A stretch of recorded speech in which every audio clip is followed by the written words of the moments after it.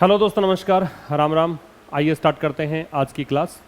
इस क्लास में हम एमटीएस का दूसरा पेपर डिस्कस करेंगे। प्रीवियस ईयर पेपर्स की ये जो सीरीज़ मैंने चलाई है वो इसलिए चलाई है क्योंकि अब आपका एग्ज़ाम होने वाला है 1 सितंबर से। तो उससे पहले हम जितना हो सके उतनी प्रैक्टिस अगर कर लें तो आपको वो एग्ज़ाम्स बहुत आसान लगेंगे। आपको एक पैटर्न से रूबरू आप हो जाएंगे, किस पैटर्न के क्वेश्चंस पूछे जाते हैं। तो आज हम जो डिस्कस करेंगे पेपर वो 18 जुलाई का पेपर है, 2022 में पूछा गया था, फर्स्ट शिफ्ट का पेपर है, ठीक है ना। 18 जुलाई 2022 फर्स्ट शिफ्ट का पेपर हम डिस्कस करेंगे।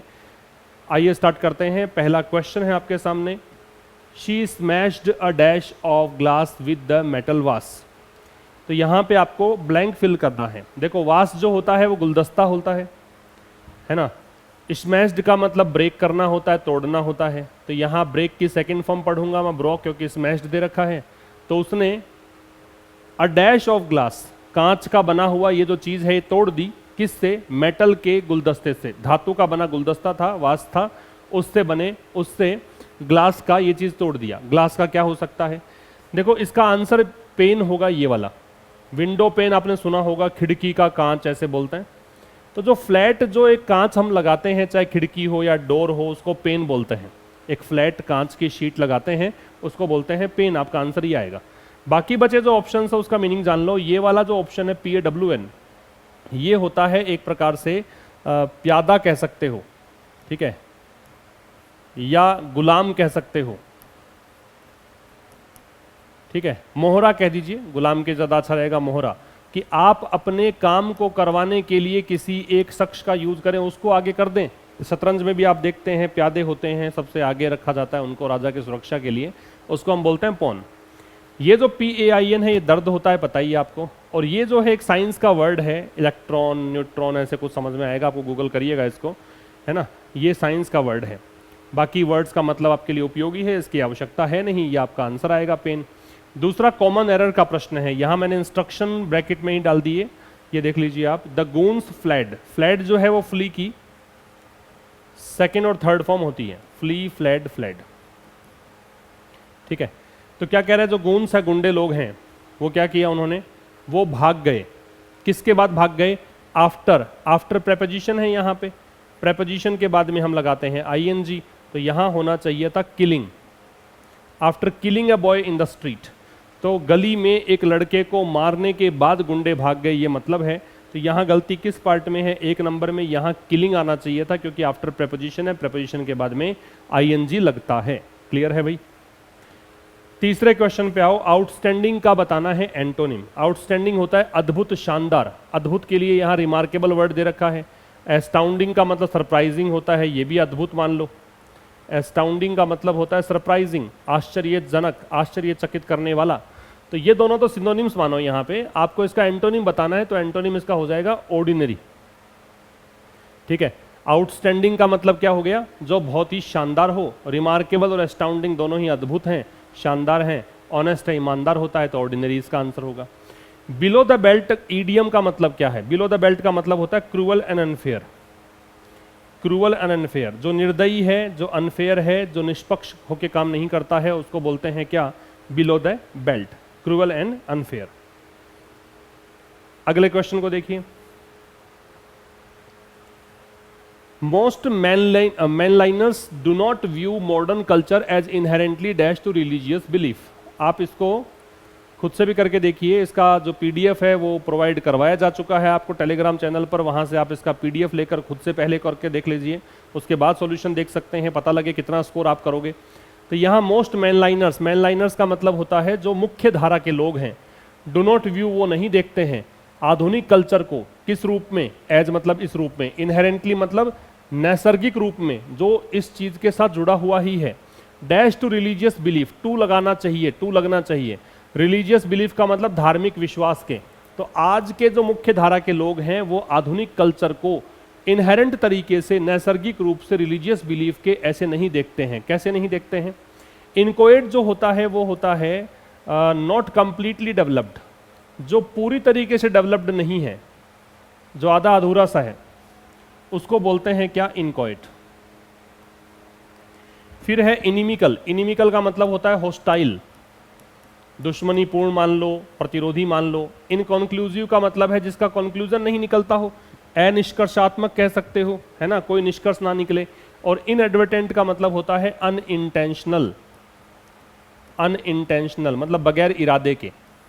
इनएडवर्टेंट का मतलब क्या है? बगैर इरादे के, अनइंटेंशनल, पर्पसफुली नहीं करना, डेलिबरेटली नहीं करना, वो होता है अनइंटेंशनल, इनएडवर्टेंट।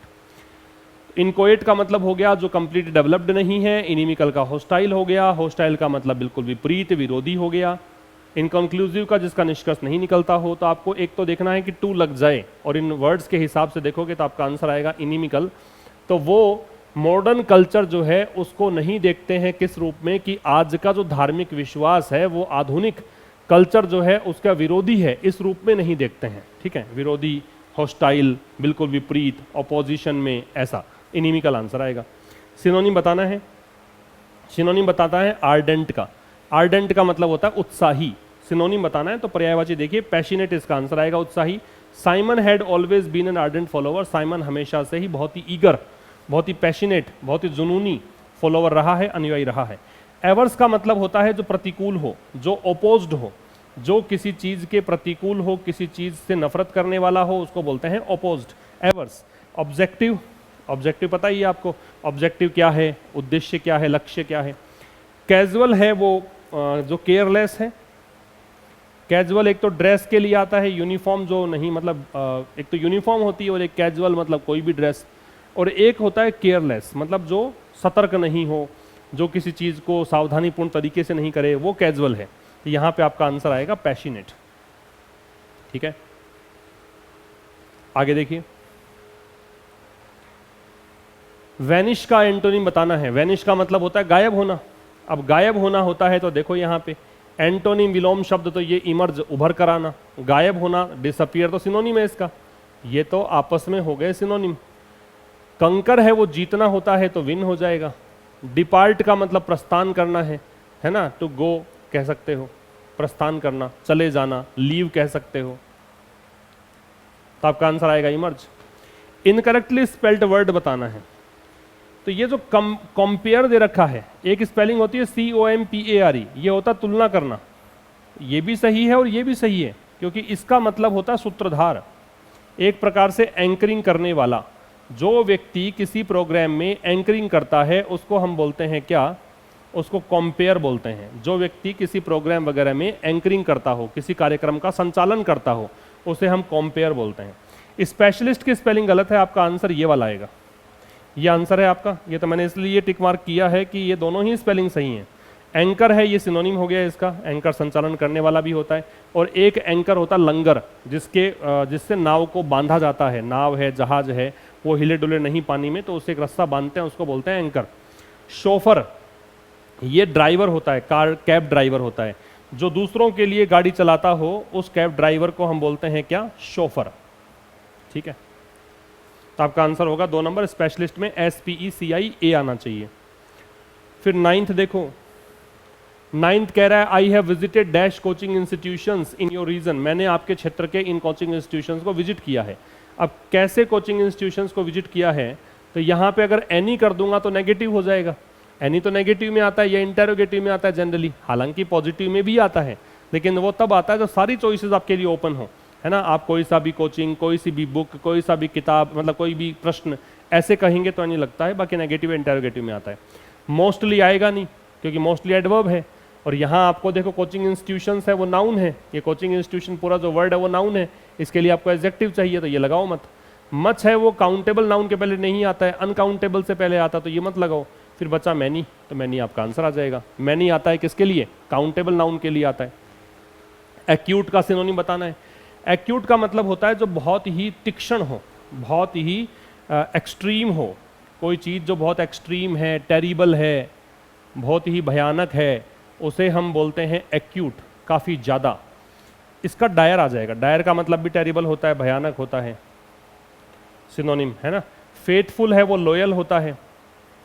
क्रोनिक होता है जो एक कोई डिजीज हो, ऑफ डिजीज और अ प्रॉब्लम, कोई भी समस्या या disease which continues for a long time, जो काफ़ी लंबे समय तक जारी रहे, उसे हम क्या कहते हैं, उसे हम कहते हैं क्रोनिक। ऐसी कोई डिजीज, ऐसी कोई प्रॉब्लम जो काफी लंबे समय तक जारी रहे उसको बोलते हैं क्रोनिक। और ऑब्ट्यूज का मतलब होता है स्लो विटेड, मंद बुद्धि, स्लो विटेड, मंद बुद्धि, ठीक है, ये ऑब्ट्यूज होता है।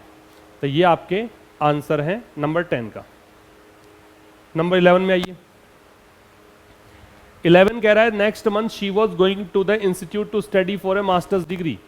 तो यहां बतानी है एरर, सॉरी इंप्रूवमेंट, इंप्रूवमेंट बताना है। तो देखो शी वॉज गोइंग टू, इसकी जगह पे कुछ बताना है आपको। तो नेक्स्ट मंथ है तो फिर वॉज गोइंग टू तो आएगा नहीं, पास्ट तो नहीं आएगा, इसका मतलब नो इंप्रूवमेंट नहीं आएगा, क्योंकि यहाँ पे नो इंप्रूवमेंट तो तब आए जब दिया गया स्टेटमेंट सही हो, तो स्टेटमेंट तो गलत है आपका। आगे बचे ऑप्शंस है, ये देखो वेंट है, ये भी पास्ट है। हैज गोन टू कर दूंगा तो ये भी प्रेजेंट है, और नेक्स्ट मंथ तो फ्यूचर का संकेत चाहिए, तो इज गोइंग टू फ्यूचर का संकेत देगा, ठीक है। Keep body and soul together, इस इडियम का मतलब क्या है? बॉडी एंड सॉल टुगेदर का मतलब होता है तन मन से काम करना, पूरी दृढ़ता से काम करना। तो आप हार्ड टाइम में भी, मुश्किल टाइम के अंदर भी स्टे अलाइव, अलाइव रहें, एकदम जिंदा दिल रहें, वो है keep body and soul together. 13 क्या है? 13 कह रहे हैं both of my parents are dependent on my salary for their living. Common error बतानी है। तो देखो मेरे जो दोनों पेरेंट्स हैं वो डिपेंडेंट हैं मेरी सैलरी पर, किसके लिए? उनके आजीविका के लिए। तो फॉर देयर लिविंग आएगा, क्योंकि ऑफ देयर लिविंग के स्थान पे फॉर पर्पस बता रहा है ना, ये उद्देश्य बता रहा है, और उद्देश्य की प्रेपोजिशन जो होती है वो फॉर होती है, इस कारण से फॉर लगाइए। ऑफ लगा दोगे तो का, के या की रिलेट करने, कनेक्ट करने का काम आएगा। अगला पूछा है, फिर से कॉमन एरर है, he set down in a darkly corner. Corner है वो नाउन है, यहां चाहिए एडजेक्टिव, एडजेक्टिव होगा डार्क। तो he set down in a dark corner covered his face, तो वह एक बिल्कुल अंधेरे कॉर्नर में बैठ गया और उसने अपना चेहरा ढक लिया। And would not say a single word to anyone, किसी से कोई बात उसने नहीं की, ये मतलब है।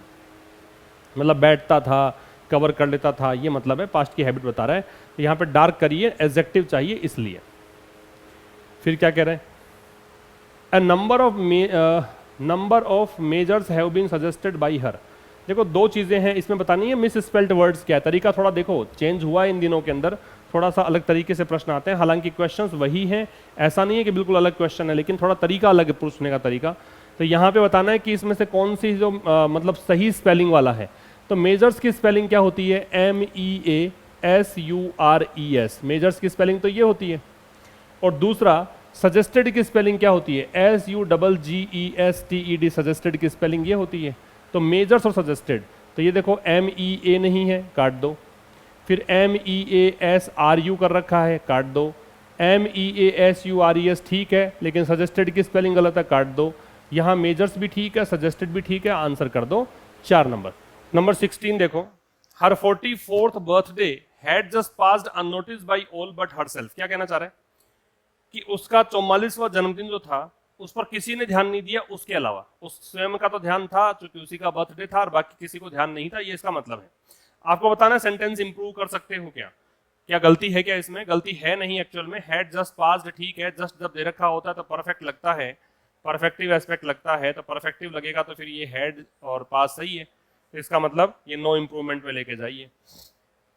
बाकी में प्रॉब्लम क्या है? तो बाकी देखो तीसरा तो आना ही नहीं चाहिए, क्योंकि यहाँ पे बाई ऑल हरसेल्फ, यहाँ पे बट नहीं लगाओगे, बट ये प्रेपोजिशन है और इसका मतलब है इसके अलावा, ठीक है, तो ये तो गलत हो ही गया।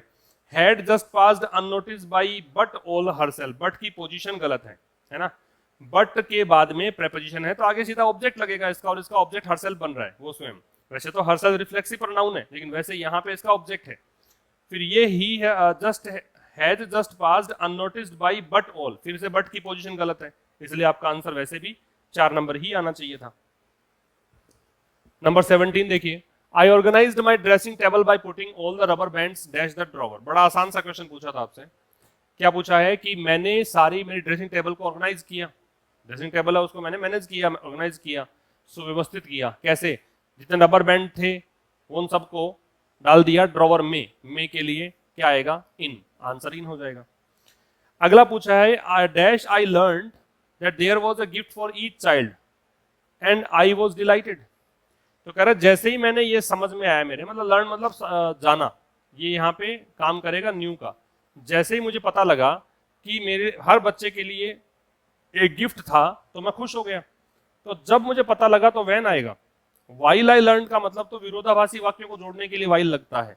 दो विपरीत तरह के वाक्य हो, अलग अलग बातें करते हो, तब वाइल लगता है। तो यहाँ पे विपरीत वाक्य तो है नहीं। विच है, विच शुरू में लगाओगे तो क्वेश्चन बनना चाहिए था, क्वेश्चन ये नहीं है।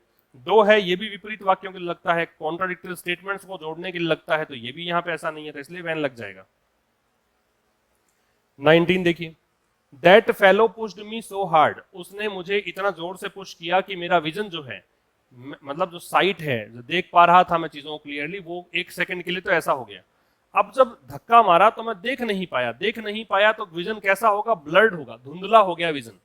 सिंप्लीफाइड का और आसान कर दिया। तो कोई मुश्किल चीज को सिंप्लीफाई कर सकते हो, विजन को सिंप्लीफाई नहीं कर सकते। इल्यूमिनेट का जगमगाना होता है, ये तो पॉजिटिव वर्ड है, ये आएगा नहीं।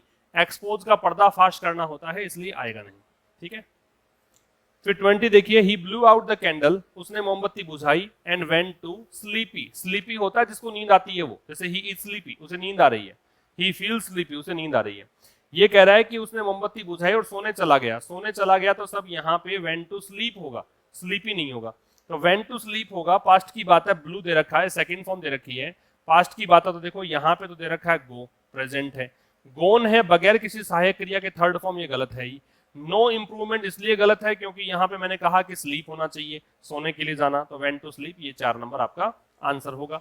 ठीक है, नंबर 21, मैनी, ये क्लोज टेस्ट है भाई, ये क्लोज टेस्ट है, और मैंने इसको अलग अलग ऑप्शन वाइज अरेंज किया है, क्योंकि वैसे तो अगर आप देखोगे तो पूरा पैराग्राफ आपको दे रखा होता है, उस पैराग्राफ के पीछे पहला क्वेश्चन है, उसका ऑप्शंस दे रखे होते हैं।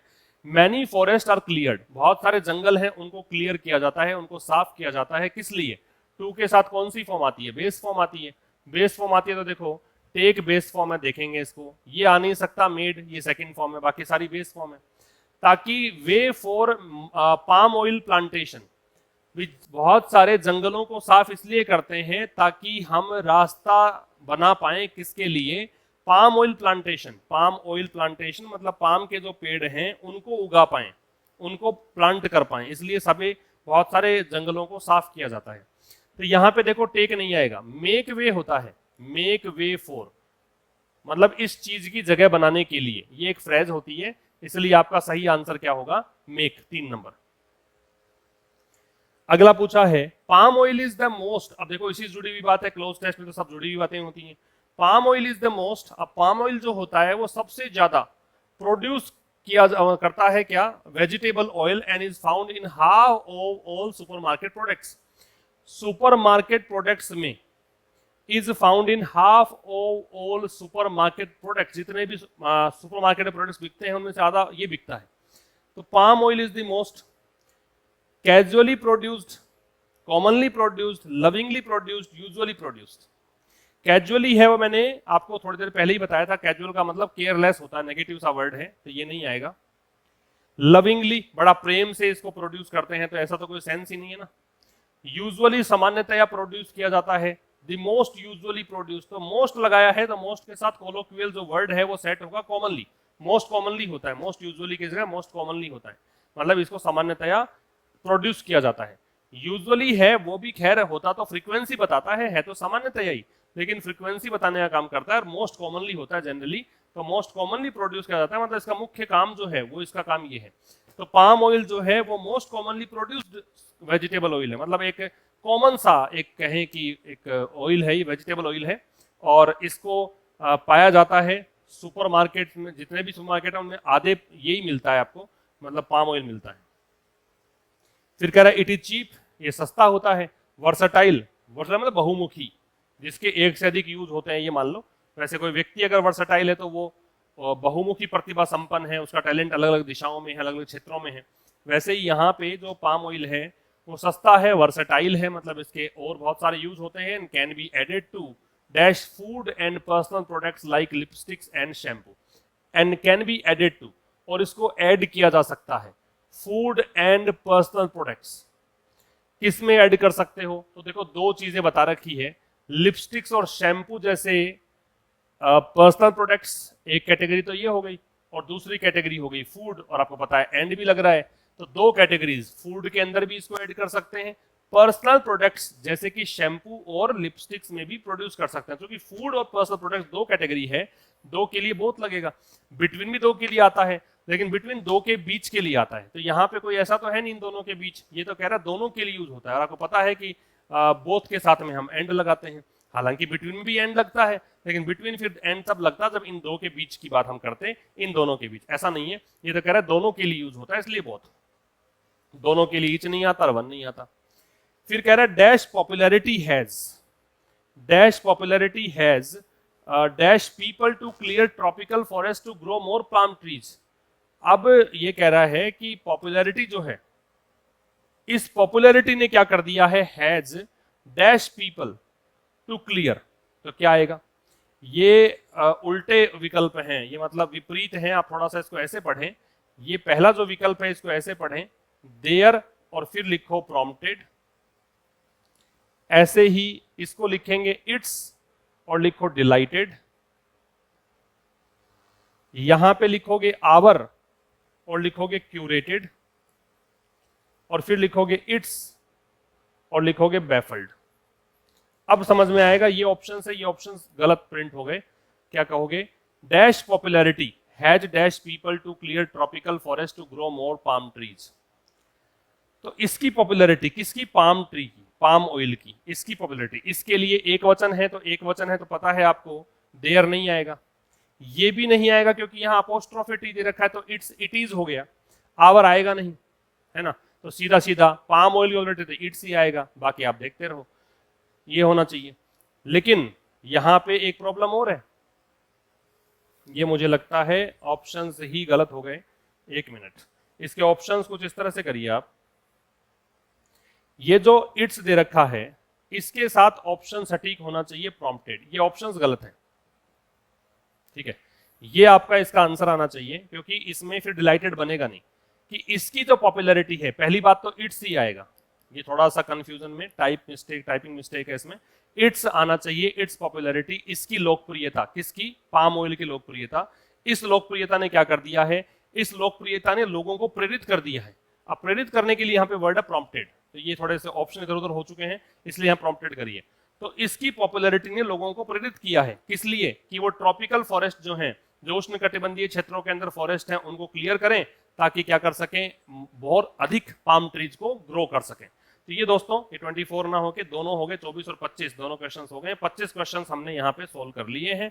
इसका पीडीएफ आप कलेक्ट कर लीजिएगा टेलीग्राम चैनल से, और नेक्स्ट क्लास में हम जल्दी ही मिलेंगे। तब तक के लिए नमस्कार, थैंक यू वेरी मच।